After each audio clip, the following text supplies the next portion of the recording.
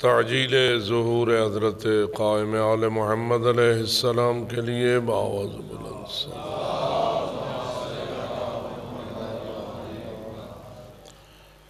ماشاءاللہ لا حول ولا قوة الا باللہ العلی العظیم۔ رب اشرح لی صدری ویسر لی امری واحلل عقدۃ من لسانی یفقہوا قولی۔ اعوذ باللہ من الشیطان اللعین الرجیم، بسم اللہ الرحمن الرحیم۔ الحمد للہ رب العالمین، والصلاة والسلام علی اشرف الانبیاء والمرسلین، سیدنا و نبینا و شفیع ذنوبنا و طبیب قلوبنا و مولانا ابی القاسم محمد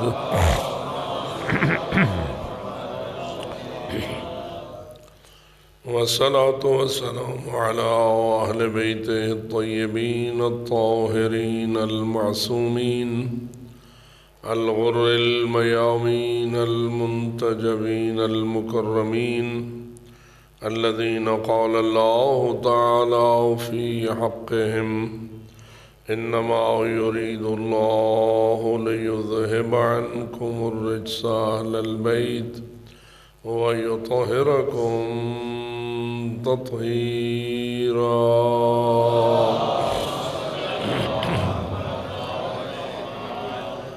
ورحمة الله على أحبابهم وأصحابهم وشيعتهم ومواليهم أجمعين، ولعنة الله على أعدائهم وقاتليهم وظالميهم ملعونين من يوم ظلمهم إلى أبد الآبدين۔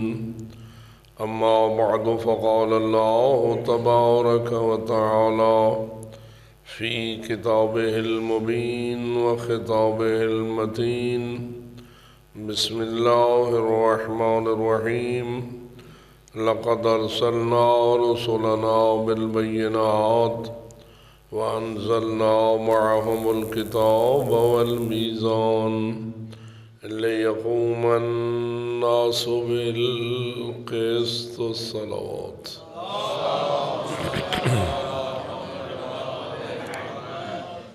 نعرہ تکبیر، نعرہ رسالت، نعرہ حیدری، نعرہ صلوات۔ شکر ہے اس رب العالمین کا جس نے ہماری زندگی دنیا کے لیے نظام رزق بنایا اور جس نے ہماری ابدی زندگی کے لیے نظام ہدایت قائم فرمایا۔ رزق کی ذمہ داری بھی اس نے لی تو اس ذمہ داری کو پوری طرح ادا فرمایا، اور ہدایت کی ذمہ داری بھی اس نے اپنے ذمہ لی تو اس کو بھی کامل طور پر ادا فرمایا۔ ما من دابۃ فی الارض الا علی اللہ رزقها، زمین میں کوئی جاندار نہیں مگر اللہ کے ذمے اس کا رزق ہے، تو اللہ نے اس ذمہ داری میں کوئی کمی نہیں فرمائی بلکہ مکمل نظام رزق اس نے قائم کیا۔ اور ہم اس امر پر شاہد ہیں کہ کوئی بھی مخلوق ایسی نہیں جس کو اس نے رزق کا محتاج بنایا ہو اور اس کے رزق کا نظام نہ بنایا ہو، اور ہر مخلوق جسے رزق چاہیے آیا اس تک رزق پہنچ رہا ہے یا نہیں پہنچ رہا ہے، خواہ وہ سمندر کی گہرائیوں میں ہو، چٹانوں میں ہو، پہاڑوں میں ہو، ہواؤں میں ہو، پانیوں میں ہو، خشکیوں میں ہو، جہاں بھی کوئی ایسی مخلوق ہے جسے رزق چاہیے وہاں رازق کے بنے ہوئے نظام کے مطابق رزق اسے پہنچتا ہے اور کوئی بھی شکایت کرنے کا حق نہیں رکھتا۔ اس رازق کے محسن کا شکریہ ادا کرنے کے لیے بآواز بلند صلوات۔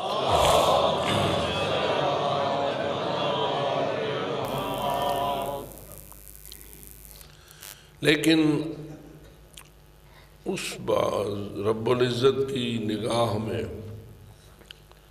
نظام رزق اتنا عظیم الشان نہیں ہے جتنا نظام ہدایت عظیم الشان ہے، اس لیے کہ اس کی نگاہ میں رزق ثانوی حیثیت رکھتا ہے اور ہدایت اولی حیثیت رکھتی ہے۔ البتہ ہدایت دو قسم کی ہے، ایک ہدایت تکوینی ہے اور ایک ہدایت تشریعی ہے۔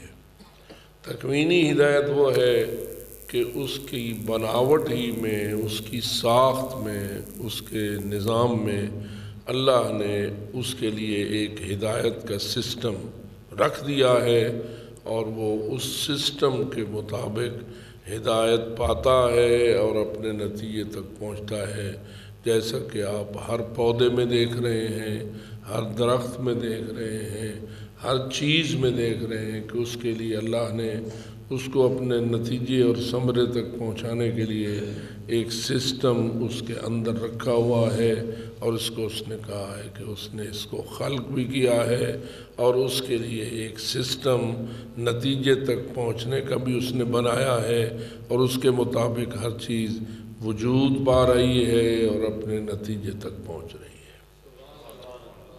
اختیار اسے نہیں دیا، لیکن اس کی تکوین میں ایک ایسا سسٹم رکھ دیا ہے کہ وہ اس سسٹم کی پابندی کرتا ہے اور اپنے آخری نتیجے تک پہنچتا ہے۔ جیسا کہ آپ روز مثلاً گندم کھا رہے ہیں تو گندم کا بیج آپ زمین کے حوالے کرتے ہیں تو وہ بیج سے لے کر پھر دانے کے پکنے تک آیا ایک سسٹم کے مطابق چلتا ہے یا نہیں؟ اور ایک موسم ہے جس میں وہ دانہ پودا بنتا ہے اور پھر ایک سسٹم کے اندر چلتا چلتا سٹھی تک پہنچتا ہے، سٹھی پکتی ہے اور وہ دانے پختہ ہو جاتے ہیں، پھر آپ جتنا پانی لگائیں اب وہ سبز نہیں ہوتا ہے۔ جب گندم کی سٹھی پک جاتی ہے تو آپ اگر اسے اور پانی لگائیں تو کیا وہ سبز ہوگی یا ویسے ہی رہے گی؟ تو آپ کا پانی لگانا اب اس سسٹم کا جو کہ حصہ نہیں ہے۔ ایک سسٹم کا وقت ہوتا ہے، پانی بھی اسے چاہیے اور ساری ضروریات بھی اسے چاہیے، آپ کھاد بھی دیتے ہیں اور پتہ نہیں کیا کیا کرتے ہیں، اس وقت وہ فائدہ دیتا ہے۔ لیکن اگر وہ اس سسٹم سے باہر آپ اس کو کھاد دیں، اس سسٹم سے باہر آپ اسے پانی لگائیں تو کوئی فائدہ نہیں ہوتا۔ اس کو کہتے ہیں ہدایت تکوینی۔ کیا اس ہدایت تکوینی میں انسان بھی پابند ہے یا نہیں؟ توجہ رہے، یعنی انسانی وجود، یہ جسم، آیا یہ کسی قطرے سے شروع ہو کر اپنے آخر تک پہنچتا ہے یا نہیں؟ ایک قطرہ ہے جس سے انسانی وجود کا یا انسانی جسم کا آغاز ہوتا ہے، پھر یہ ترقی کرتا رہتا ہے اپنے اس سسٹم کے مطابق، پھر بچہ بنتا ہے، پھر ماں کے پیٹ سے باہر آتا ہے، پھر لڑکپن گزارتا ہے، پھر اسے جوانی ملتی ہے، پھر جوانی ڈھلتی ہے اور پھر اپنے آخری نتیجے تک پہنچ جاتا ہے، جس میں بشری کا یہ سسٹم ہدایت تکوینی ہے یا انسان کے اپنے اختیار میں ہے؟ انسان کے اپنے اختیار میں نہیں ہے۔ پتہ نہیں اگر اپنے اختیار میں ہوتا تو ہم کبھی بوڑھے نہ ہوتے، ہم ہمیشہ جوان رہتے، لیکن اب جوانی سے محبت ہے کہ جس کے لیے ہم خضاب لگاتے ہیں، جوان نظر آنے کے لیے ہم خضاب لگاتے ہیں، لیکن اپنے آپ کو جوانی دے نہیں سکتے۔ کیونکہ انسان کے اس سسٹم کے اندر جوانی کا بھی ایک سسٹم ہے، بڑھاپے کا بھی ایک سسٹم ہے، اور یہ سارا سسٹم کہلاتا ہے تکوینی نظام، جو کس نے بنایا ہے؟ اس مکون کائنات نے بنایا ہے، جو کہتا ہے کہو الحمدللہ رب العالمین، کے ساری حمد اور تعریفیں اس اللہ کے لیے ہیں جو ان عالمین کا وحدہ لا شریک رب ہے۔ یہ رب ہے جو اس نظام تکوینی کا خالق بھی ہے اور اس نظام تکوینی کا مالک بھی ہے۔ اول سے لے کے آخر تک سارا نظام اس کے دست قدرت میں ہے، اور اس میں اگر کوئی خلل ڈالنا چاہے تو خلل نہیں ڈال سکتا۔ نظام ایسے ہی چلتا رہتا ہے جیسا اس نے بنایا ہے۔ پرندوں کا بھی ہے، چرندوں کا بھی ہے، مچھلیوں کا بھی ہے، مگرمچھوں کا بھی ہے، انسانوں کا بھی ہے، حیوانوں کا بھی ہے، پودوں کا بھی ہے، نباتات کا بھی ہے۔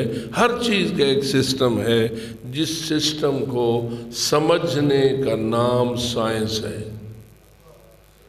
سائنس کی کوشش کیا ہے کہ وہ اللہ کے اس سسٹم پہ ریسرچ کرے اور اس کی پھر نقالی کی کوشش کرے۔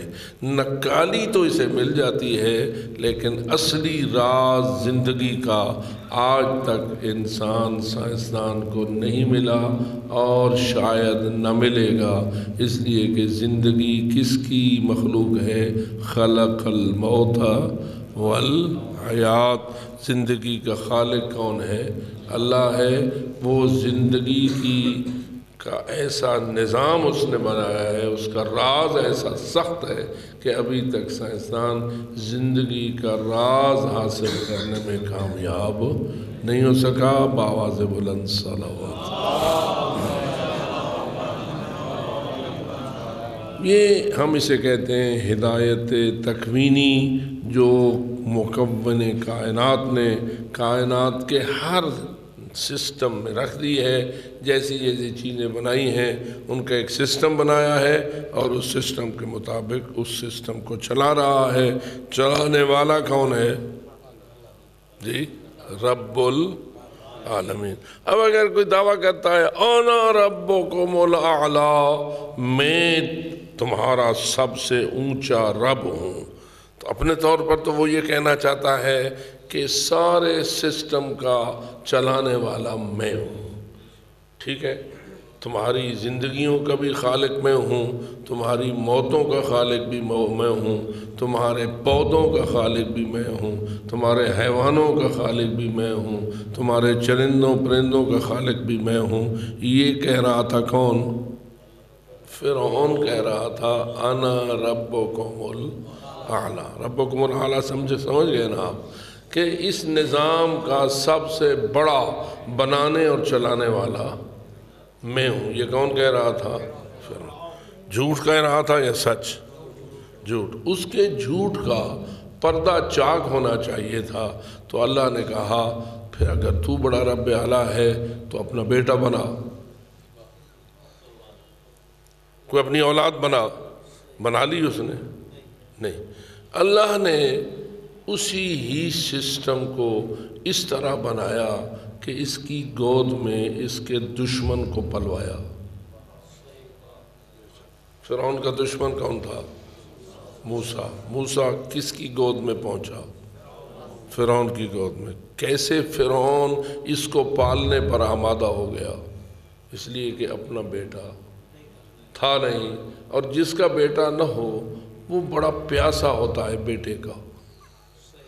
جس کی اولاد نہ ہو وہ اولاد کی پیاس محسوس کرتا ہے۔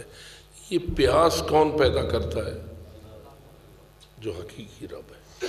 جو حقیقی رب ہے وہ پیاس پیدا کرتا ہے، اور جوں وقت گزرتا جاتا ہے، جیسے پانی کی پیاس میں شدت آتی ہے، ایسے اولاد کی پیاس میں بھی شدت آتی ہے۔ پانی اگر ہمیں پیاس لگے اور پانی نہ ملے تو پیاس کی شدت میں اضافہ ہوتا جاتا ہے یا نہیں؟ جوں وقت گزرتا جاتا ہے، پانی کی پیاس اگر لگی ہوئی ہو اور نہ ملے پانی تو پیاس کی شدت میں اضافہ ہوتا جاتا ہے۔ ایسی ایک پیاس ہوتی ہے اولاد سے محروم کے دل میں اولاد کی پیاس، اور جتنا جتنا وقت زیادہ گزرتا جاتا ہے اتنا اتنا اولاد کی پیاس کی شدت میں اضافہ ہوتا جاتا ہے۔ اس اضافے سے اللہ نے اسے ثابت کیا کہ رب تو اصل میں ہوں، تو اگر ہوتا تو تو اپنی پیاس کا کوئی انتظام کر لیتا، لیکن پیاس بڑھتی گئی، حتیٰ کہ جب حضرت موسیٰ ایک صندوق میں بند آسیہ کے سامنے آئے اور فرعون بھی ساتھ تھا اور صندوق کھلا تو ایک نومولود بچہ برآمد ہوا۔ اب آسیہ نے کہا کہ میں اسے اپنا بیٹا بناؤں گی۔ فرعون سوچتا ہے کہیں یہ وہ نہ ہو، کہیں یہی بچہ وہ نہ ہو، تو وہ کہتی ہے بھئی اس کو کیا پتا کہ میں کس کا بیٹا ہوں، میں اس کو اپنا پالوں گی، میں ماں تیرا بیٹا کہوں گی، تو باپ، اس کو کیا پتا کہ کون ماں ہے کون باپ ہے، ہم تو اس کو بیٹا بنا لیں گے اور وہ بیٹا ہو کے ہمارے پاس پلے گا۔ جب بیٹا ہوگا تو نتیجتاً اس کی تیری محبت اس کے دل میں ایسی ہوگی جیسے باپ کے دل میں اولاد کی ہوتی ہے، اور میرے دل میں بھی اس کی محبت ہوگی، اور تو کیسے سمجھتا ہے کہ یہ تیرا دشمن ہوگا۔ اب اس میں بھی تو پیاس تھی، کس میں؟ فرعون میں، کس کی؟ اولاد کی۔ تو جو آسیہ نے کہا وہ ماننے پر مجبور ہو گیا نا، اس لیے کہ ظاہراً تو کوئی علامات نہیں تھے کہ یہ کوئی غیر ہوگا، تو بیٹا بن گیا۔ اب بیٹا بن کر پلا فرعون کی گود میں، کون تھا؟ حقیقت میں تو یہی موسیٰ تھا، اور موسیٰ فرعون کی دشمنی کے لیے اللہ نے بھیجا تھا یا فرعون کی حمایت کے لیے؟ دشمنی کے لیے بھیجا تھا۔ اس لیے اللہ کہتا ہے کہ میں نے اس کی گود میں اس کے دشمن کو پہنچایا۔ کس بنیاد پر پہنچایا؟ کہ اصل نظام تکوین کا حقیقی رب وہ اللہ ہے، یہ تو جھوٹا ہے۔ جھوٹے کو اللہ نے جھوٹ سمجھا دیا اور اپنے سچے خدا ہونے کا ثبوت مہیا کر دیا کہ بالآخر یہی موسیٰ فرعون اور آل فرعون کے دریا میں غرق ہونے کا باعث بن گیا، اور فرعون بھی تباہ اور فرعون کا سارا سسٹم بھی تباہ ہو گیا۔ کس نے تباہ کیا؟ اس نے جو حقیقی رب العالمین ہے، اور جو جھوٹا رب ہونے کا اعلان کر رہا تھا اس کے جھوٹ کا پردہ چاک ہو گیا۔ تو یہ سسٹم ہے نہ کسی کے ہاتھ میں، جس کے ہاتھ میں ہے وہی حقیقی رب العالمین ہے۔ اس کا شکریہ ادا کرنے کے لیے باواز بلند سلام۔ یہ نظام تکوین ہے۔ کیا نظام تشریعی بھی ہے ہدایت کا؟ ہدایت تشریعی، ہدایت تشریعی کیا ہے؟ کہ وہ سسٹم ہدایت کا بناتا ہے، لیکن ہدایت پانے کا آپ کو اختیار دیتا ہے، اس میں وہ جبر نہیں کرتا۔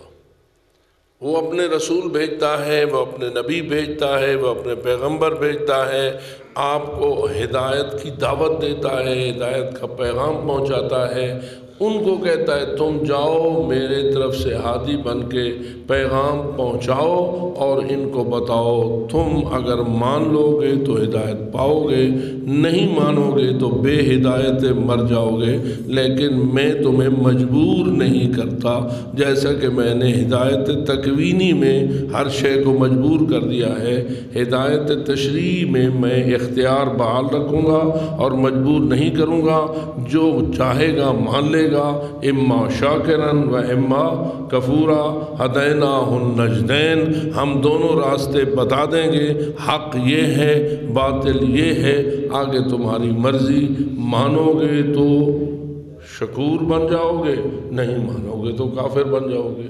کیا خیال ہے اس میں انسان کا اختیار ہے یا نہیں؟ کس چیز کا اختیار؟ ہدایت کو ماننے یا نہ ماننے کا۔ یہ نظام ہدایت بنانے والا کون ہے؟ اللہ ہے، لیکن اختیار دے کر یا مجبور کر کے؟ اختیار دے کر۔ اور نبیوں کو بھیجتا ہے، مجبور نہیں کرتا۔ رسولوں کو بھیجتا ہے، مجبور نہیں کرتا۔ نبیوں کی نبوتوں کو ثابت کرنے کے لیے اس نظام تکوین میں تبدیلیاں لاتا ہے۔ پتہ نہیں بات سمجھ آ رہی ہے یا نہیں؟ اس نظام تکوین میں تبدیلیاں لاتا ہے اپنے سچے نمائندوں کی صداقت کو ثابت کرنے کے لیے، جسے آپ معجزہ کہتے ہیں۔ جسے آپ کیا کہتے ہیں؟ معجزہ۔ معجزہ کن کے ہاتھوں پہ ہوتا ہے؟ کس لیے ہوتا ہے؟ معجزہ کن کے ہاتھوں پہ ہوتا ہے؟ انبیاء کے ہاتھوں پہ ہوتا ہے، رسول کے ہاتھوں پہ ہوتا ہے، یا ان کے سچے جانشینوں کے ہاتھوں پہ ہوتا ہے۔ اور وہ سچے جانشین امام ہوتے ہیں۔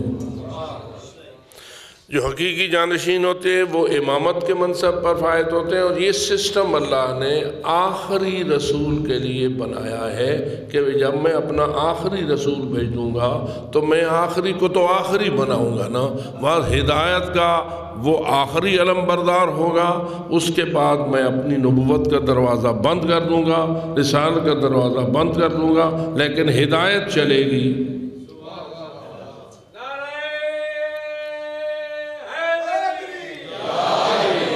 ہدایت کا سسٹم چلے گا، ہدایت کا دروازہ بند نہیں ہوگا، نبوت کا بند ہوگا۔ تو جو رہے ہدایت کا دروازہ بند نہیں ہوگا، رسالت کا دروازہ بند ہو جائے گا، نبوت اور رسالت ختم، آخری نبی، آخری رسول، لیکن آخری ہادی وہ نہیں۔ میں اس لیے عرض کر رہا ہوں کہ ہدایت کا دروازہ نہیں بند ہوگا جیسے رزق کا دروازہ بند نہیں ہوگا۔ رزق کا دروازہ بھی کھلا رہے گا، اور جو جس کو رزق کی ضرورت ہوگی اس کو میرا رزق بھی پہنچتا رہے گا، لیکن ہدایت کا دروازہ کھلا رہے گا، ہدایت کا دروازہ بند نہیں ہوگا۔ ہاں اگر بند ہوگا تو نبوت کا دروازہ، اگر بند ہوگا تو رسالت کا دروازہ۔ بس یاد رہے نبوت بند ہو سکتی ہے، ہدایت بند نہیں ہو سکتی۔ رسالت بند ہو سکتی ہے، ہدایت بند نہیں ہو سکتی۔ یہ اللہ نبوت بھی بند کر دے گا، رسالت بھی بند کر دے گا، آخری نبی آ جائے گا، آخری رسول آ جائے گا، تو ہدایت کون چلائے گا؟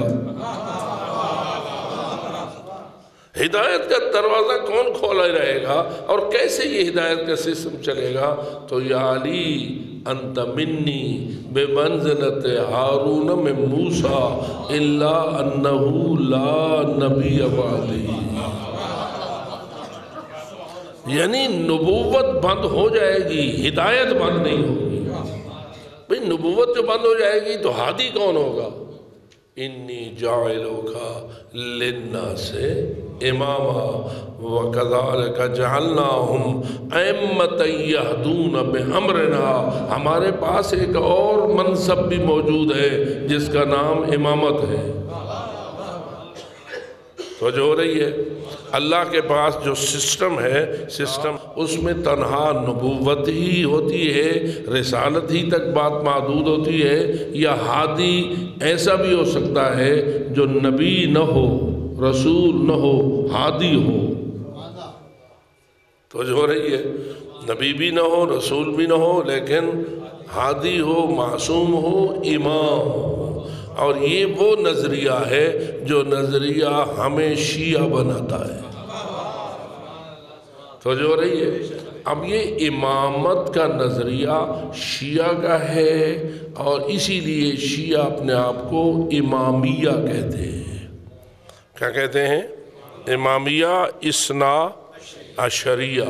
امامیہ ہم کیوں ہیں؟ شیعہ تو ہیں نا، لیکن امامیہ کیوں ہیں؟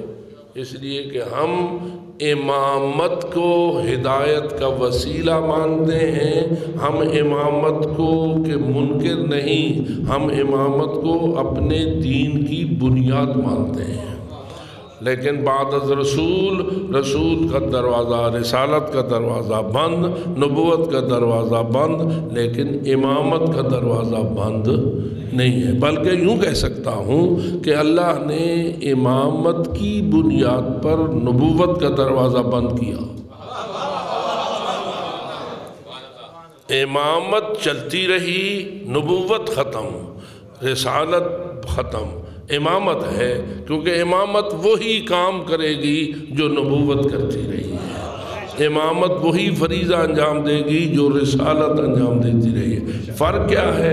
فرق ایک ہے، اور وہ یہ کہ نبوت وہاں سے لینے کے لیے ہے، اللہ سے نظام ہدایت لینے کے لیے ہے، رسالت نظام ہدایت لینے کے لیے ہے، لیکن جب آخری نظام ہدایت اللہ دے دے گا کہ اس کے بعد میں نے کوئی نیا نظام نہیں بنانا، اس کے بعد میں نے کوئی نیا پروگرام نہیں بنانا، یہ میرا آخری دین ہے، یہ میرا آخری نظام ہدایت ہے، یہ کتاب بھی آخری ہے، اسلام بھی آخری دین ہے، اب میں نے کوئی نیا دین تو نازل کرنا نہیں، اس لیے نئے نبی کی بھی ضرورت نہیں ہے۔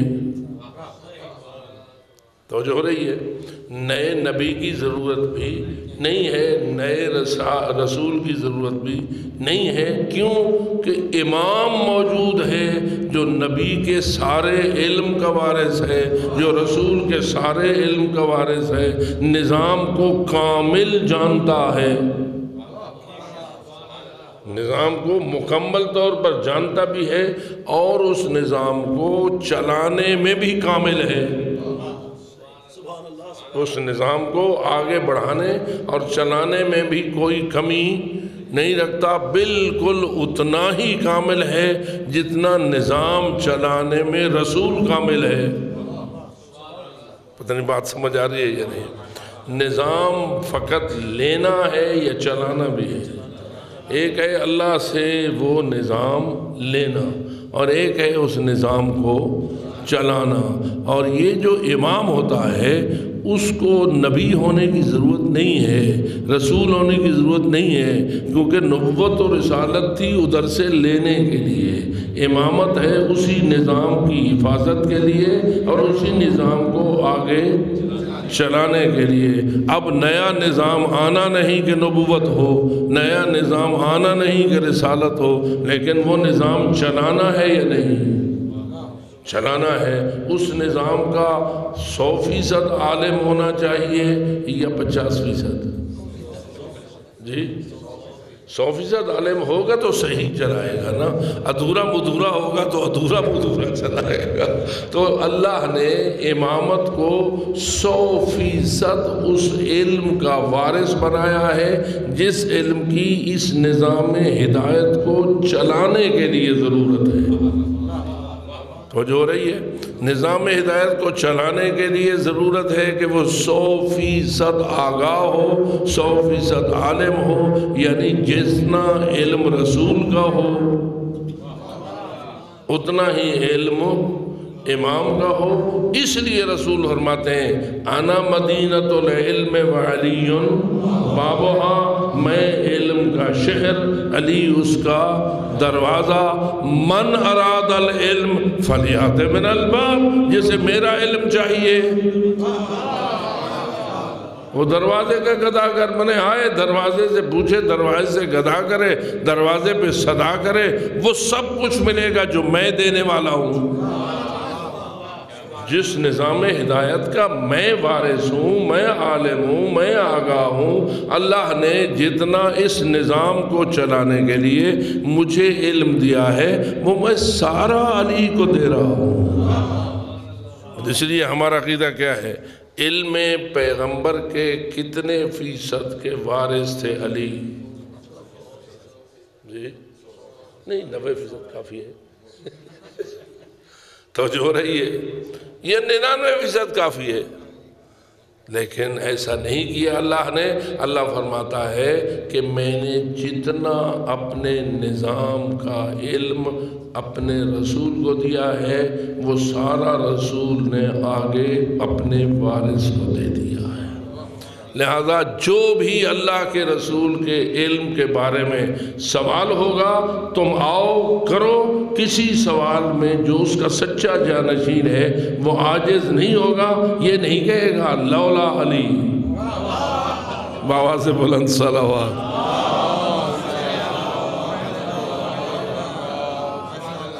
اور یہی وجہ ہے کبھی علی عاجز نہ آئے، کوئی سوال ہوا تو عاجز نہ آئے، بلکہ خود منبر پہ بیٹھ کے کہا سلونی سلونی، پوچھ لو، میں تمہارے کسی سوال کے جواب میں عاجز نہیں ہوں۔ کیوں کہ جس طرح میرا رسول عاجز نہ تھا، فرمائیے رسول اکرم کسی سوال کے جواب میں عاجز آئے؟ کیوں؟ اس لیے کہ اللہ نے انہیں کامل علم دے دیا تھا۔ جو کامل علم کا وارث ہو وہ بھی ایسا ہی ہونا چاہیے کہ کبھی جواب میں عاجز نہ آئے۔ بس ہمارا عقیدہ ہے اور یہی حق ہے کہ جو امام حق اور امام ہادی ہوتا ہے وہ 100% نبوت و رسالت کے علم کا وارث ہوتا ہے۔ جیسے رسول عاجز نہیں آتے، ایسے ہی ان کا جانشین بھی عاجز۔ جانشین تنہا علی ہیں یا یہ سسٹم ہے؟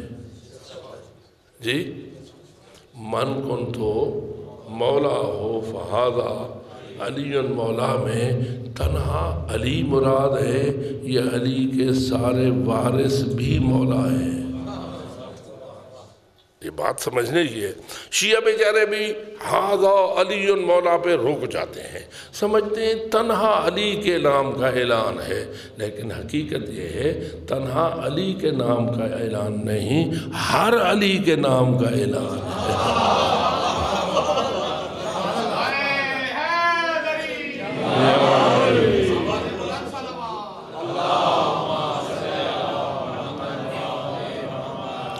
اگر علی ابن ابی طالب کا نام کا اعلان ہے تو علی نقی کے نام کا بھی اعلان ہے۔ توجہ ہو رہی ہے؟ اگر امام حسن کے نام کا اعلان ہے تو حسن عسکری کے نام کا بھی اعلان ہے۔ یہ جو 12 ہستیاں ہیں ان سب کے کا اعلان ہے من کن تو مولا میں یا تنہا علی کے نام کا اعلان ہے؟ جی یہی تو ہمارا عقیدہ ہے اور یہی ہم مانتے ہیں۔ اگر علی ابن ابی طالب کے نام کا اعلان ہے تو علی ابن محمد نقی کے نام کا اعلان ہے، حسن ابن علی عسکری کے نام کا بھی اعلان ہے، اور آخری حجت ان کے نام کا بھی اعلان ہے۔ بآواز بلند سب پہ سلام۔ پس جس طرح علی حیدر کرار اس نظام کے محافظ ہیں، اسی طرح علی نقی علیہ السلام بھی اس نظام کے محافظ ہیں، امام حسن عسکری علیہ السلام بھی اس نظام کے محافظ ہیں، اور ہمارے مولا امام زمان عجل اللہ تعالی فرج و شریف بھی اس نظام کے محافظ ہیں۔ اللہ نے انہیں پردہ غیبت میں رکھا ہوا ہے لیکن حفاظت کا عہدہ ختم نہیں کیا۔ دین کے محافظ ہیں، تھے ہیں اور رہیں گے۔ امام حسن عسکری علیہ السلام نے بھی اپنے زمانے میں دین اسلام کی حفاظت کی ہے یا نہیں کی؟ اب ایک تو حفاظت کا طریقہ ہوتا ہے جان دے دینا، لیکن میرے دوست اصل جان دینا نہیں ہے، اصل نظام بچانا ہے۔ نظام بچانے کے لیے ہر وہ کوشش ہوتی ہے جو دین کو نقصان پہنچانے والے اپنی چال چل رہے ہوں، محافظ دین ان کے مقابلے میں ایسی کوشش کرتا ہے جس سے ان کی چال ناکام ہو جائے اور دین محفوظ ہو جائے۔ ان کی چالیں، اب یہ علیحدہ بات ہے کہ یزید نے اپنے زمانے کے مطابق چال چلی اور امام حسین نے اس کے مقابلے میں حفاظت کے لیے کوشش کی۔ یزیدیت دین مٹانے کی سازش تھی، حسینیت دین بچانے کی کوشش تھی، ٹھیک ہے؟ لیکن دین بچانے کے لیے امام حسین کو کیا کرنا پڑا؟ قربانی دینی پڑی، اپنی بھی دینی پڑی، اپنے خاندان کی بھی دینی پڑی، مردوں کی بھی دینی پڑی، خواتین کی بھی دینی پڑی، لیکن کون کامیاب ہوا؟ امام حسین کامیاب ہوئے اور دین بچانے میں کوئی کوتاہی نہ کی، اور آج تک ان کی اس قربانی کے نتیجے میں دین زندہ ہے اور زندہ رہے گا۔ اسی لیے کہتے ہیں دین زندہ ہوتا ہے ہر کربلا کے بعد۔ لیکن کیا امام حسن عسکری علیہ السلام کے زمانے میں بھی کوئی دین کو نقصان پہنچانے کی چال چلی اور امام نے بھی دین بچایا یا نہیں؟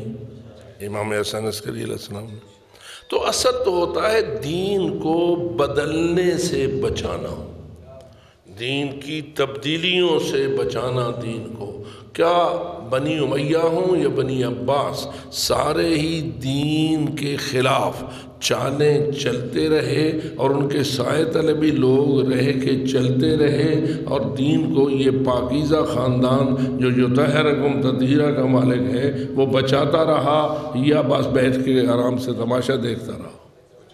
تو سنیے، امام حسن عسکری علیہ السلام کے دور میں اس انداز سے دین کے خلاف چال چلی گئی کہ ایک شخص تھا فلسفی کندی، اور بڑا جو لوگ مطالعہ رکھتے ہیں وہ جانتے ہیں کہ اپنے زمانے کا بہت بڑا فلاسفر تھا اور بہت بڑا مشہور شخص تھا، عقلی گفتگو کرتا تھا اور لوگوں کو اپنا گرویدہ بناتا تھا۔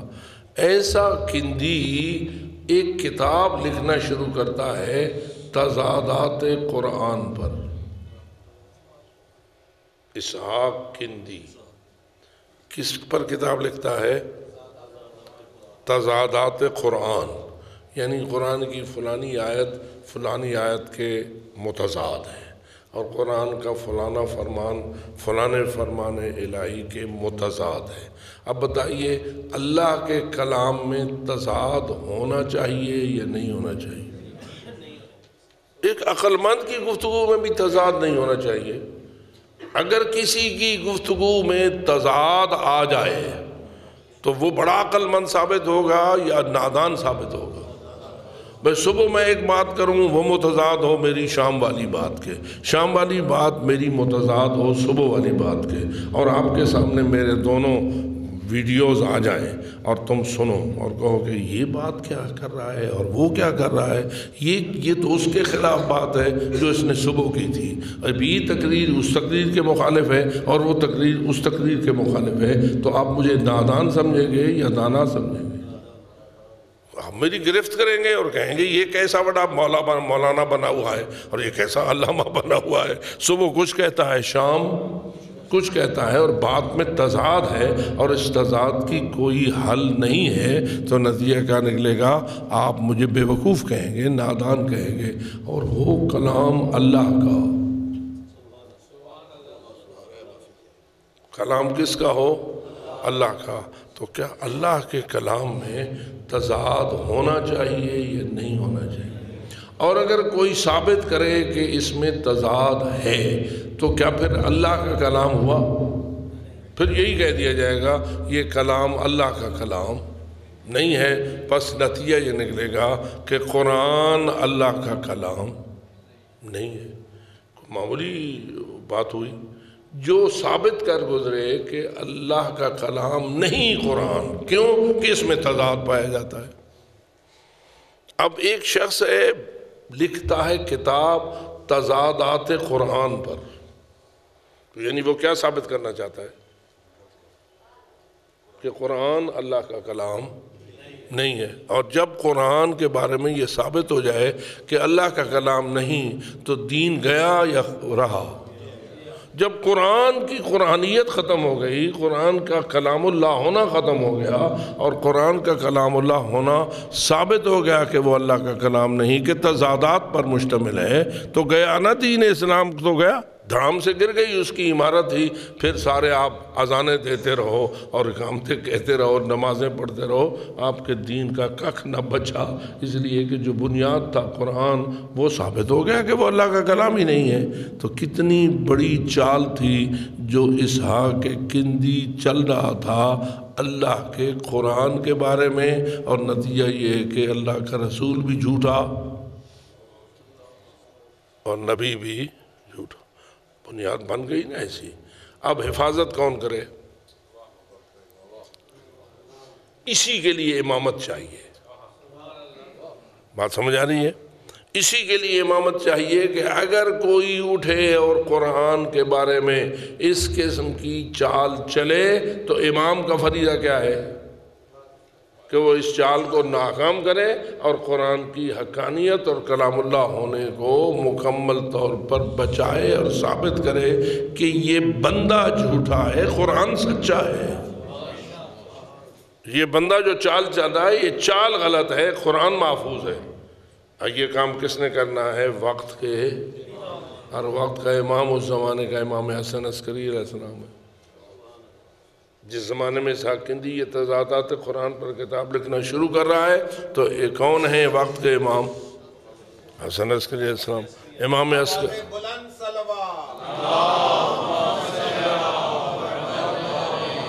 تو کہ امام حسن عسکری علیہ السلام نے کوئی کوشش کی یا نہ کی؟ اگر کی تو کیسے کی اور کیسے اسحاق کو ناکام کیا؟ اس کندی کو اپنی چال میں ناکام کیا۔ تو توجہ طلب بات ہے، بآواز بلند صلوات پڑھیں۔ امام علیہ السلام، امام حسن عسکری علیہ السلام کے پاس آیا اسحاق کندی کا ایک شاگرد، کہتے ہیں تو اپنے استاد کو سمجھاتا نہیں کہ وہ ایسا نہ کرے؟ تو جو ہے اچھا اب وہ شاگرد کیسے کہے کہ میں اپنے استاد کو سمجھاؤں؟ وہ کہتا ہے جی وہ میں کجا اور جناب استاد صاحب کجا، تو میں کیسے اسے سمجھا سکتا ہوں؟ تو امام نے فرمایا کم از کم تو اسے ایک بات تو کہہ سکتا ہے۔ کہا کیا کہوں؟ کہا وہ بات میں تجھے بتاتا ہوں، وہ بات میں تجھے کہتا ہوں، جا اپنے استاد کو یہ بات تو کہے۔ کہا جی وہ کیا بات کہوں؟ کہا جی بات میری اس تک یہ پہنچا، بتا نہیں کہ کس نے کہا ہے، لیکن اتنی بات تو پہنچا۔ کیا بات پہنچا؟ استاد کو کہے یہ جو تو قرآن کے درمیان تضاد ثابت کر رہا ہے، کیا ہو نہیں سکتا کہ اللہ کی مراد وہ نہ ہو جو تو لے رہا ہے؟ توجہ رہے اس بات کو۔ اب ماشاءاللہ وکیل بیٹھے ہیں، سمجھدار بیٹھے ہیں، تعلیم یافتہ لوگ بیٹھے ہیں، ایک معنی بندہ بناتا ہے تو بندہ کہہ سکتا ہے نا کہ یہ معنی جو تو نے اللہ کے کلام کا سمجھا ہے یا معنی ہے، کیا ہو نہیں سکتا کہ وہ مراد اللہ کی نہ ہو تو سمجھ رہا ہو، تو اس کو مراد خدا سمجھ رہا ہو جبکہ اللہ کی وہ مراد نہ ہو؟ بس اتنی بات اس کو کہہ دے تو جو ہے اتنی بات اپنے استاد کو کہہ دے کہ کیا ممکن نہیں کہ جس بنیاد پر تو قرآن کے درمیان دو آیتوں میں تضاد سمجھ رہا ہے وہ اللہ کی مراد نہ ہو؟ کہتا ہے یہ کہہ تو سکتا ہوں۔ کہا ٹھیک ہے، بس اس کو جا کے اتنی بات کبھی کسی بہانے سے کہہ دے۔ وہ شاگرد جاتا ہے، تھوڑا سا استاد کا اعتماد حاصل کرتا ہے اور پھر استاد کو کہتا ہے استاد کیا ممکن نہیں کہ جو معنی آپ سمجھ رہے ہیں وہ مراد خدا نہ ہو؟ جو آیت کا مفہوم آپ سمجھ رہے ہیں وہ اللہ کی یعنی جس کا کلام ہے، جو متکلم ہے اس کلام کا، اس کی مراد یہ نہ ہو۔ اچھا جو ہی شاگرد نے اپنے استاد سے یہ جملہ کہا، کیا ہو نہیں سکتا کہ اس کلام کے متکلم کی مراد وہ نہ ہو جو آپ سمجھ رہے ہیں؟ بس اتنا کہنا تھا، ماتھا پکڑ کے بیٹھ گیا استاد صاحب، ماتھا پکڑ کر بیٹھ گیا۔ کافی دیر سوچتا رہا، پھر کہنے لگا تجھے یہ جملہ کس نے کہا ہے؟ اب وہ نہیں چاہتا تھا کہ وہ اظہار کرے، اس بات کا اظہار کرے کہ مجھے فلاں ہستی نے کہا ہے، کیونکہ وہ تو پھر بات اور خراب ہو جاتی ہے نا۔ تو وہ کہتا ہے بس یہ میرے دل میں یہ بات آ گئی۔ تو وہ میں اپنے الفاظ میں کہتا ہوں، وہ کہنے لگا میں تیرا پیچھ بھی جاننا۔ وہ ہم سرائکی میں کہتے ہیں نا، میں تینا پیچھ بھی، آخر میں تیرا استاد ہوں، تیری سطح فکری، تیری ساری پہنچ اور تیری سوچ سے میں آگاہ ہوں، میں جانتا ہوں تو ایڈا اچھا کوئی نہیں کہ تو ایسی بات کرے جو میرا سارا کام ختم کر دے، میرا سارا تو نے تو اجاڑ دیا، کھاتا ہی ختم کر دیا تو نے۔ بالکل میری جتنی محنت ہے اس ایک جملے نے چٹ کر دی، ختم ہو گئی ساری محنت۔ میں اگر 50 سال لگا چکا ہوں، 20 سال لگا چکا ہوں اور میں قرآن کے تضادات ڈھونڈ رہا ہوں، یہ ہے فلانے کے خلاف ہے، وہ کے خلاف ہے، اس ایک جملے نے میری تو ساری محنت ختم کر دی۔ یہ تیرا نہیں ہے، یہ مجھے سچ بتا، یہ تجھے کہا کس نے؟ اب وہ چھپا رہا تھا نا، چھپا رہا تھا، اسے پتا تھا کہ میں اگر بات کرتا ہوں تو بات خراب، میری بے حیثیت ختم ہو جائے گی۔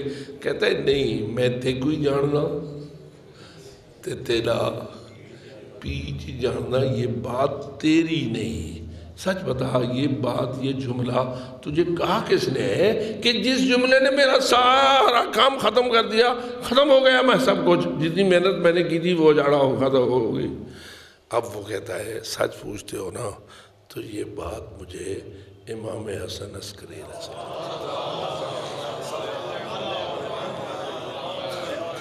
تو کہہ رہے ہیں ہاں اب پتہ چلا نا، ایسی باتیں آتے ہی ایسے گھرانے سے ایسی باتیں آتی ہیں، ایسی باتیں جو ہیں یہ ایسے ہی گھرانے سے آتی ہیں، کیونکہ یہ گھرانہ ہی ایسا ہے کہ یہ باتیں ہی ایسے کرتا ہے۔ میری جتنے سال کی محنت تھی گئی، ختم ہو گئی۔ کیوں؟ میں تو اپنے علم کی بنیاد پر جو اس آیت کو سمجھ رہا تھا اور جو کچھ اس آیت کو سمجھ رہا تھا، ان دونوں کا معنی میں نے جو سمجھا تھا اس کی بنیاد پر میں تضاد ثابت کر رہا تھا نا، اور تو نے کہہ دیا کہ جو کچھ تو سمجھا ہے ہو سکتا ہے یہ اس کی مراد ہی نہ ہو۔ اب جب اس کی مراد ہی نہیں تو تو پھر اپنی سمجھوں میں تضاد پیدا کر رہا ہے، اس کے کلام میں تو تضاد نہ ہو، اس کے ارشاد میں تو تضاد ثابت۔ دیکھیے حفاظت کرنے کا سلیقہ کیا ہے، کہ بات ہے نہ نہنگ لگے تے نہ پھٹکڑی، بس ایک جملے نے اس کو اتنا ختم کر دیا کہ روایت کہتی ہے اس نے سب کو نظر آتش کر دیا۔ جو کچھ وہ اپنی کتاب میں لکھ چکا تھا اور تضادات قرآن کے نام پر جو اس نے لکھا تھا، سب کو اس نے آگ لگا دی کہ میرا تو کچھ بھی نہ رہا، میں تو غلط ہو گیا، سب کچھ غلط ہو گیا، اس لیے کہ میں جو کچھ لکھ رہا ہوں وہ اپنی سمجھ کی بنیاد پر لکھ رہا ہوں نا، اس کے فرمان کی بنیاد پر تو میں نہیں لکھ رہا ہوں۔ وہ تو اس نے بتا دیا کہ جو کچھ مراد خدا ہے اس میں تو تضاد نہیں ہے، تیری سوچ میں تضاد ہے، تیری سمجھ میں تضاد ہے۔ اب دیکھیے اگر آج تک تضادات قرآن پر کوئی کتاب آ گئی ہوتی تو مغربی کرتے کیا ہو؟ جو قرآن کو اللہ کا کلام نہیں مانتے، آیا وہ ان کے بازار کو چمکا دیتی کتاب یا نہ چمکا دیتی؟ ان کی کوششیں کامیاب ہو جاتی یا نہ ہو جاتی؟ ایک جملہ معصوم نے قیامت تک کے لیے قرآن کی حفاظت کر دی۔ ایک جملہ معصوم نے، ایک جملہ امام حسن عسکری علیہ السلام نے تا ابد اللہ کے کلام کی حفاظت کر لی۔ اس لیے رسول نے فرمایا تھا میں دو چیزیں چھوڑ کے جا رہا ہوں، ایک اللہ کی کتاب ہے تو دوسری میری عطرت ہے،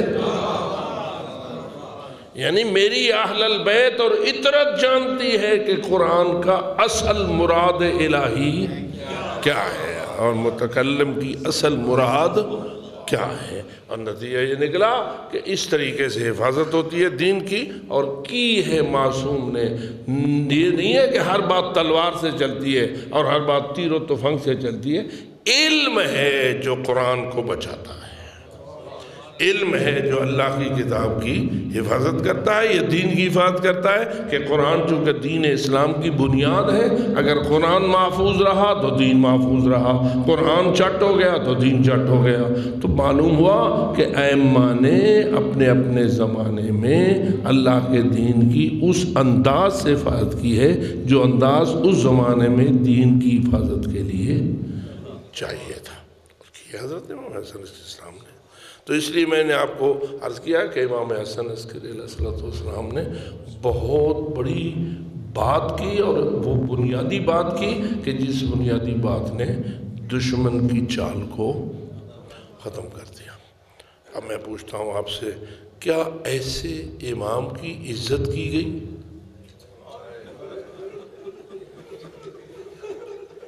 آؤ مل کر اس حق کو ادا کریں۔ ایسے محافظ قرآن، محافظ دین، محافظ اسلام کے ساتھ کیا سلوک کیا گیا؟ میرے دوستو، امام حسن عسکری علیہ السلام کو مدینے میں نہ رہنے دیا گیا، سامرہ لے آیا گیا تو اسی لیے لایا گیا کہ یہ بنی عباس کے جو شاہان وقت تھے یہ کبھی بھی دین کے مخلص نہ تھے، اور یہی وجہ ہے کہ ان بے ایمانوں کو اپنے اقتدار کی پڑی ہوئی تھی، اپنے اقتدار کا دشمن سمجھتے تھے امام حسن عسکری اور ان پاک ہستیوں کو، اس لیے مدینے میں نہ رہنے دیا گیا۔ امام حسن عسکری و امام علی نقی کو سامرہ میں نظر بندی کی زندگی میں رکھا گیا، نظر بندی بھی رکھی گئی، کبھی کسی قید خانے میں، کبھی کسی قید خانے میں، کبھی کسی قید خانے میں۔ آپ جاتے ہیں سامرہ کی زیارت تو کرتے ہیں، آپ تو روضہ معصوم کی زیارت کرتے ہیں نا، آپ کو کیا پتا کہ ان معصومین کو کس کس مصیبت میں رکھا گیا اور کس کس قید خانے میں رکھا گیا، کن کن اذیتوں سے گزارا گیا۔ امام حسن عسکری علیہ السلام کو وقت کے بادشاہ نے ایک ایسا گھوڑا اسے ملا جو انتہائی سرکش تھا اور اس پر کوئی چڑھ کر اسے چلا نہ سکتا تھا، تو اس بادشاہ ایمان کو اس کے مشیروں نے مشورہ دیا، اب جب اس گھوڑے پر کوئی چڑھ نہیں سکتا اور یہ کسی کو اپنی پشت پر بیٹھنے نہیں دیتا تو کتنا اچھا ہوگا کہ تم حسن عسکری کو بلاؤ، اس کو اس گھوڑے پہ چڑھاؤ، وہ گھوڑا سرکش ہے، بیٹھنے نہیں دے گا، بالآخر امام حسن عسکری کو یا مار دے گا یا ذلیل و رسوا کر دے گا۔ میرے دوستو، نتیجہ یہ نکلا کہ بادشاہ نے وہ گھوڑے کے لیے امام حسن عسکری اسلام کو بلایا۔ اب ظاہر میں تو یہ ہے نا کہ کتنا بہترین گھوڑا ہے اور بڑا یہ ہے اور بڑا وہ ہے، امام حسن عسکری کو اس کو بٹھایا جائے گا اور وہ جو چاہے گا گھوڑا ان کے ساتھ کرے گا، لیکن میں پوچھتا ہوں آخر گھوڑا سرکش ہے تو کس کے لیے سرکش ہے؟ کس کے ساتھ سرکشی کرے گا؟ اسی کے ساتھ سرکش کرے گا نا جو اللہ کا سرکش ہے، اور جو اللہ کا تابعدار ہے اس کے سامنے گھوڑے نے سر جھکانا ہے۔ اور یہی وجہ ہے کہ میدان میں جب گھوڑے کو صاحب امام کو بلایا گیا، امام آئے، امام نے فقط ہاتھ رکھا، گھوڑے نے اپنا سر جھکا دیا۔ امام بڑے آرام سے اس گھوڑے کی پشت پر چڑھ گئے، چڑھ کے اسے دوڑاتے رہے اور گھوڑا اصیل گھوڑوں کی طرح دوڑتا رہا، اور بالآخر جب گھوڑے نے کوئی سرکشی نہ دکھائی، امام حسن عسکری علیہ السلام کے سامنے 100% تابعداری دکھائی، تو بالآخر بادشاہ کی چال ختم ہو گئی، اور جو نقصان پہنچانا چاہتا تھا دین کو اس حوالے سے وہ نہ دے سکا، تو اس کے ساتھ اور کوئی چارہ ہی نہ رہا۔ کہا یہ گھوڑا بھی لے جا حسن عسکری، یہ ہم نے تجھے دیا اس لیے کہ تو ہی اس پہ سوار ہو سکتا ہے، اور تو کوئی اس پہ سوار ہی نہیں ہو سکتا ہے۔ لیکن میرے عزیزو، آپ نے دیکھا اسی امام حسن عسکری علیہ السلام کو زندانوں سے دوسرے زندان میں، دوسرے سے تیسرے زندان میں، اور حالت یہ ہوتی تھی کہ جس نگران کو کہتے تھے کہ تم اس کی نگرانی کرو، تھوڑے دنوں بعد وہ گرویدہ ہو جاتا تھا امام حسن عسکری علیہ السلام کا۔ جس کو بھی نگرانی کا حکم دیتے تھے، پولیس تھی یا فوج تھی، تو وہ گرویدہ ہو جاتا تھا۔ اب پریشان تھے، ہم کریں تو کیا کریں؟ زندانوں میں ڈالتے ہیں تو زندان بان گرویدہ ہو جاتے ہیں، زندان بان ان کے عاشق ہو جاتے ہیں۔ کیوں عاشق ہو جاتے تھے؟ دن کو روزہ، رات کو نماز، دن کو روزہ، رات کو نماز، صائم النہار و قائم اللیل، ایسے تیرے امام تھے۔ وہ کہتے تھے کہ ہم ان کے ساتھ کریں تو کیا کریں؟ جو دن کو روزے سے رہتا ہے، جو رات کو نمازوں کے امر میں لگا رہتا ہے، ہم اس کے ساتھ کریں تو کیا کریں؟ جتنے بھی کوئی خناس قسم کے خبیث ہوتے تھے، بالآخر وہ امام کے گرویدہ ہو جاتے تھے۔ اس لیے ملعون نے کیا کیا؟ اپنے ہی محل کے کونے میں تیرے امام کو گرفتار کر دیا تاکہ یہ میری نگرانی میں رہے، اور بالخصوص اس لیے کہ چاہتے تھے، خبر انہیں ملی ہوئی تھی کہ یہ وہ شخصیت ہے کہ جس کا بیٹا یملأ الارض قسطا وعدلا کما ملئت ظلما وجورا، اس سے ہوگا وہ امام جو زمین کو عدل و انصاف سے پر کر دے گا اور ظلم و جور کا خاتمہ کر دے گا۔ یہ بدبخت چاہتے تھے نہ امام کی اولاد ہو اور نہ وہ ہستی آئے جو ظلم کو جڑ سے اکھاڑ پھینکے گی، لیکن میں کہتا ہوں تم جتنی بھی کوشش کرو گے، اس تقدیر والے نے تو اپنا کام کر کے دکھانا ہے نا، اس مقدر کائنات نے تو اپنا نظام بنایا ہوا ہے۔ نتیجہ یہ نکلا وہ ہستی آ گئی جسے تم اپنا امام زمان کہتے ہو، لیکن ایسے حالات میں آئی کہ جو حالات وہی تھے جو موسیٰ فرعون کے زمانے میں تھے۔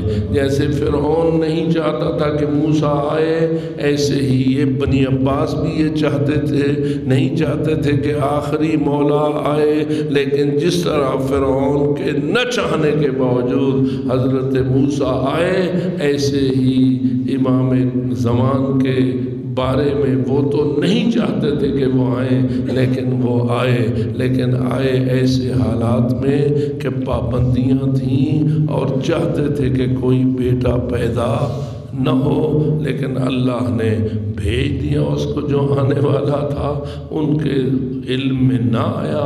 اور یہی وجہ ہے کہ آج تک لوگ کہتے ہیں کہ امام حسن عسکری لا ولد فوت ہوئے۔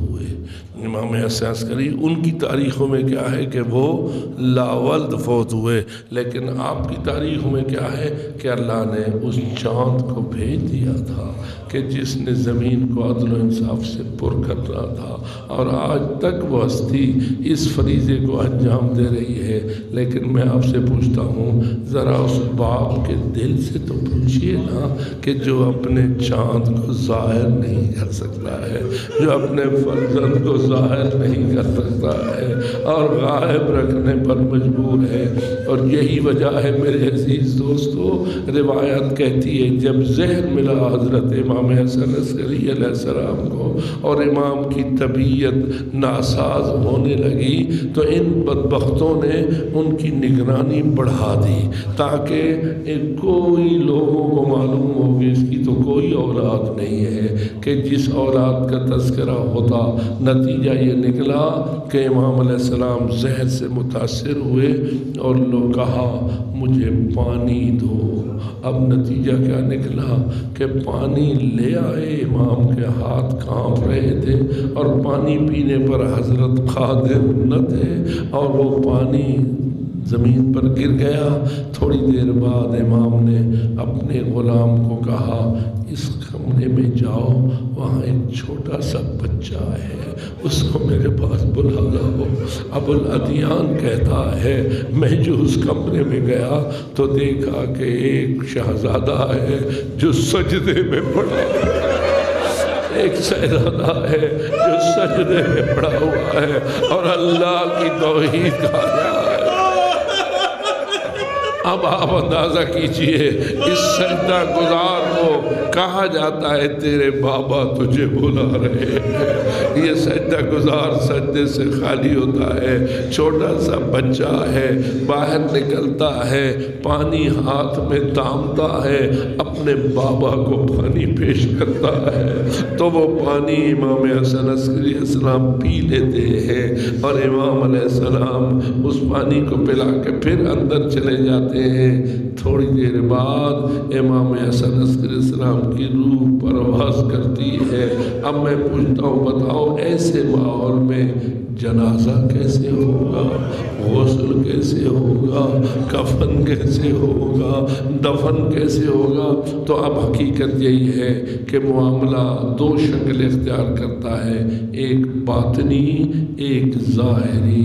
باطنی طور پر تیرا مولا ان تمام فرائض کو انجام دلواتا ہے، اور ظاہری طور پر بنی عباس کے بادشاہ اپنا فریضہ انجام دیتے ہیں، اس لیے تاکہ دنیا میں یہ بات مشہور ہو کہ 11ویں امام یعنی ہمارے 11ویں امام امام حسن عسکری لا ولد فوت ہوئے ہیں، لیکن حقیقت میں تو شہزادہ تھا نا۔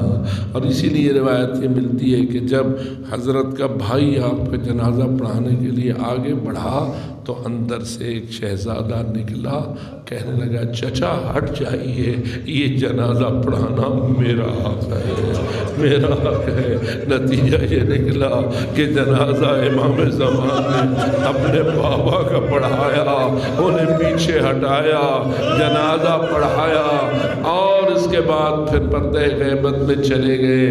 لیکن آؤ جی بھر کے روئیں اس بات کو، اے امام حسن عسکری آپ کا وارث تھا، جس نے غسل بھی دلوایا، جس نے کفن بھی پہنایا، جس نے جنازہ بھی پڑھایا، اور جس نے تدفین کا باطنی فریضہ بھی انجام دیا۔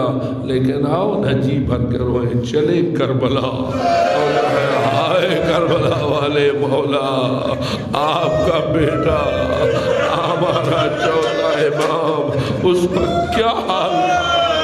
حضرت زینب کبریٰ فرما رہی تھی، اے میرے بیٹے، کیا تو اپنی زندگی دے رہا ہے، تو اپنی جان قربان کر رہا ہے؟ تیرے چہرے کا رنگ زرد کیوں ہو گیا ہے سجاد؟ اس وقت امام فرما رہے تھے، ببی اماں میرا یہ حال کیوں نہ ہو، میں اپنی آنکھوں سے دیکھ رہا ہوں ایسے پڑے ہیں جیسے منا میں قربانیاں پڑی ہوتی ہیں، اور مجھے اتنا اذن نہیں ملتا کہ میں ان کے غسل و کفن کا انتظام کر سکوں۔ اور یہی وجہ ہے کتنا سخت تھا وہ وقت جب ظالم زجر ابن قیس کے ہاتھ میں تازیانہ تھا، اور بیویاں مولا کے جنازے میں رو رہی تھی، اور وہ کہتا تھا جلدی کرو ہمارے پاس وقت نہیں ہے، آئیے بس آخری جملہ کہوں۔ اللہ جانے بیٹی نے اپنے بابا کا جنازہ چھوڑا کیسے؟ سکینہ بنت الحسین نے اپنے بابا کا جنازہ چھوڑا تو کیسے چھوڑا؟ اور کھاتی رہی تماچے، کھاتی رہی تازیانے، اور مڑ مڑ کے دیکھتی رہی۔ قبر جنازہ دھوپ پہ تھا اور سکینہ مڑ مڑ کے دیکھتی۔ میں آپ سے پوچھتا ہوں، اگر بابا کا جنازہ دھوپ پہ پڑا ہو اور بیٹی کو مار کے لے جایا جائے، اس وقت بیٹی کے قلب کا کیا حال ہوگا؟ ہمارے ہاں تو رسم ہے، بیٹیاں اگر باہر بیاہی ہوئی ہوں اور بابا فوت ہو جائے تو پیغام جاتا ہے بیٹی آ، تو بیٹی کہتی ہے جلدی نہ کرنا، جلدی تدفین نہ کرنا، مجھے آخری دیدار سے محروم نہ کرنا، اور برادری جنازوں کو روک دیتی ہے، یہ کہہ کر کے بیٹی آ رہی ہے تھوڑا دیر کرو تاکہ آخری چہرہ تو دیکھ لے۔ لیکن کسی جنازے کو روکنا بیٹی کے لیے یہ کچھ اور ہے، اور بیٹی کو تازیانے مار کر بابا کے جنازے سے جدا کرنا یہ مصیبت کچھ اور ہے۔ یہی وجہ ہے کہ سکینہ اور زینب کبریٰ مڑ مڑ کے دیکھتی رہی، جنازہ دھوپ پہ تھا، بالآخر آنکھوں سے گم ہو گیا، آنکھوں سے گم ہو گیا۔ اب مجھے بتاؤ ان بیٹیوں کے جگر کا کیا حال ہوگا، ان بہنوں کے قلب نازنین کا کیا حال ہوگا۔ اس لیے روایت کہتی ہے نا کہ جب جہائی ملی نا، آزادی ملی، تو کہا سارمان نے سیدھا مدینہ جانا ہے یا کربلا سے ہو کے جانا ہے؟ تو بی بی نے کہا پہلے مجھے کربلا لے چلو، میں دیکھنا چاہتی ہوں جب آئی تھی تو مظلوم کا جنازہ کیسے پڑا تھا، اب دیکھنا چاہتی ہوں کہ قبریں بنی ہیں تو کیسے بنی ہے، مزاریں بنی ہیں تو کیسے بنی ہے۔ اس لیے روایت کہتی ہے جب آیا ہے یہ کاروان کربلا تو ایک مٹی کی ڈھیری تھی، جس ڈھیری پر انگشت زین العابدین سے لکھا تھا ھذا قبر حسین ابن علی ابن ابی طالب الذی قتلوہ عطشانا غریبا۔ یہ اس مظلوم حسین کی خبر ہے جسے ظالموں نے پیاسا مارا، جسے ظالموں نے مسافرت میں غربت میں مار ڈالا۔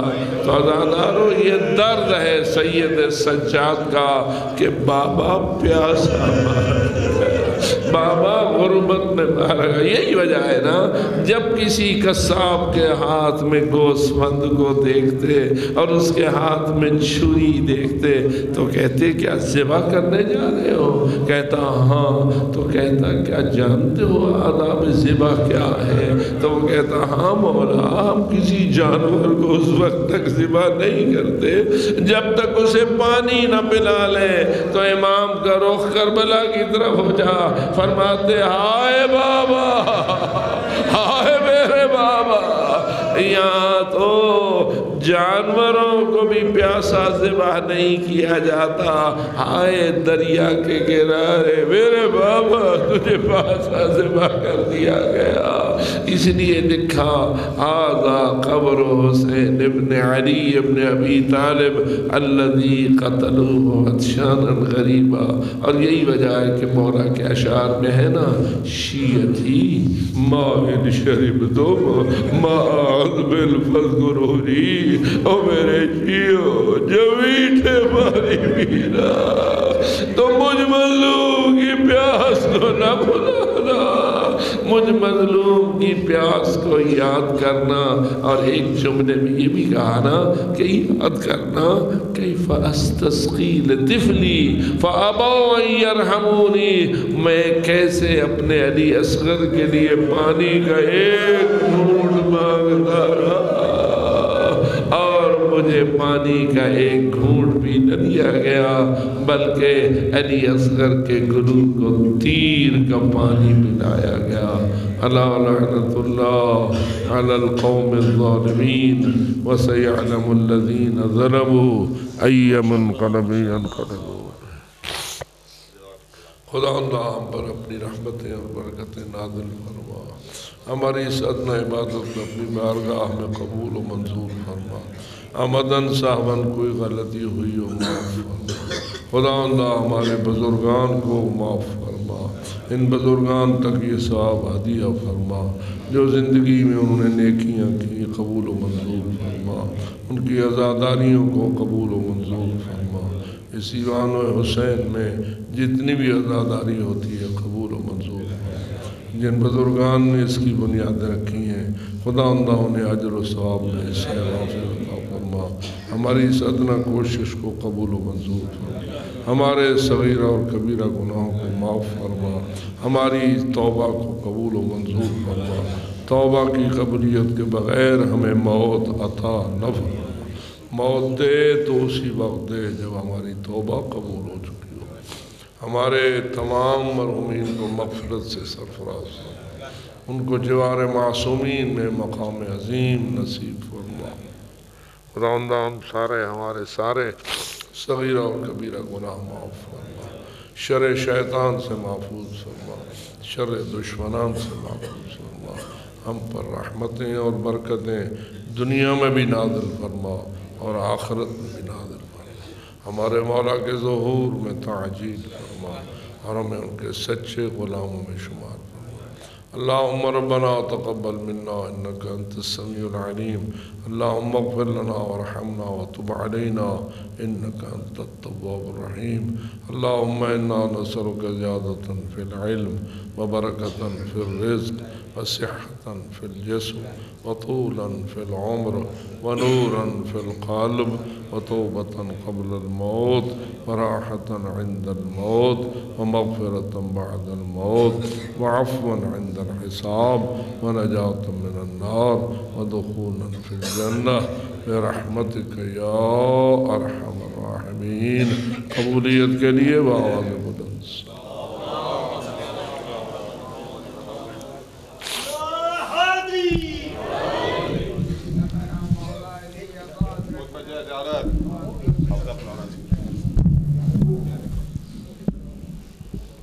السلام علیکہ یا نبی اللہ، السلام علیکہ یا رسول اللہ، السلام علیکہ یا حبیب اللہ، السلام علیکہ یا حجت اللہ، السلام علیکم ورحمت اللہ وبرکاتہ، السلام علیکہ یا ابا عبداللہ الحسین، السلام علیکہ یا ابن رسول اللہ، السلام علیکہ ابن امیر المؤمنین وابن سید الوسین امام المتقین، السلام علیکہ یا ابن فاطمة الزہراء سیدۃ نساء العالمین، السلام علیکہ وعلا جدک وابیک، السلام علیکہ وعلا امک واخیک جمیعا ورحمت اللہ وبرکاتہ، السلام علیکہ